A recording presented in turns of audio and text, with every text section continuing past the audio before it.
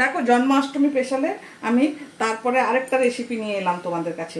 এই যে আজ আমি কিন্তু একই দিনে বানাচ্ছি, তোমরা জন্মাষ্টমীর দিনে রেসিপিগুলো দেখতে পাবে না, আমি পরে দেবো।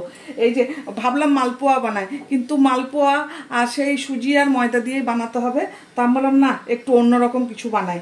তো জানো তো তালের লুচি খুব ভালো হয়, আমাদের বাড়িতে তো খুব হতো, বাড়িতে তো তাল প্রচুর তো হতো, আমাদের এখানে তাল থাকে না, অল্প একটু পায় বলে ওই যে তাল ফুলুরি এইসবই বানাই।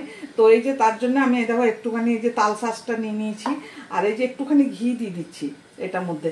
ঘি দিলে খুব ভালো হয়, আমার পরিমাণটা খুব অল্প তাই আমি একটু অল্প ঘি দিচ্ছি।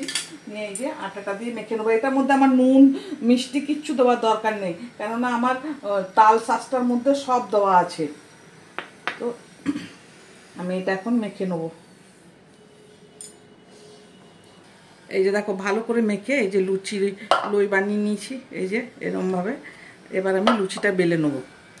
আর এটা মাখার সময় আমার 1 চামচ, আমি দুধটা পাশে রেখেছিলাম, কেন আমার 1 চামচ দুধ দিতে হয়েছে, আমার তাল শাঁস একটু কম পড়েছিল, তো আমার তাল শাঁসটা ফ্রিজে রেখে দিয়েছিলাম, তো আমি 1 চামচ, এই যে ছোট্ট চামচের 1 চামচের মতো দুধ দিতে হয়েছিল, সেই দিয়ে ভালো করে যেমন আমরা লুচির আটা মাখাই সেইভাবে মেখে নিয়েছি।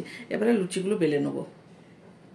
এই যে একটু তেল মাখিয়ে দিচ্ছি পাটাতে, আর এই যে তেল না ঘি আছে আমার কাছে, ঘি দিলাম।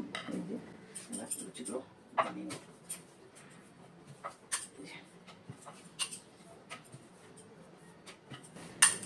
দেখো এমনি, হ্যাঁ এমনি করে সব লুচিগুলো বানিয়ে নেব। দেখো তেল আমি চাপিয়ে দিয়েছি, এবার ভেজে নেব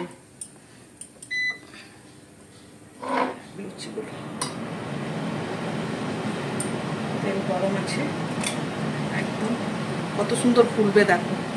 এটার মধ্যে চাইলে কালো জিরেও দিতে পারো, আমি কিছু দিলাম না, আমি ওই যে ইয়েটার মধ্যে দিয়েছিলাম না, তাল ফুলবের মধ্যে দিয়েছিলাম না, তার এইটাতে আর দিলাম না। কত সুন্দর ফুলবে দেখবে। এই যে দেখো কেমন ফুলছে লুচিগুলো, এই যে দেখেছো কি সুন্দর কালারটা, দেখেছো কত সুন্দর, ওই যে তালের হলুদ কালারটা আছে তাই। এই যে দেখো এইভাবে আমি সব লুচিগুলো ভেজে নেব। কত সুন্দর প্রত্যেকটা লুচি ফুলছে, এইভাবে ফুলবে। এই যে এই যে দেখো লুচি ভাজা কমপ্লিট। এই যে কেমন লাগলো, আর তোমরা কোনোদিন এমনি তালের লুচি বানিয়েছো কিনা অবশ্যই কমেন্ট করে বলবে।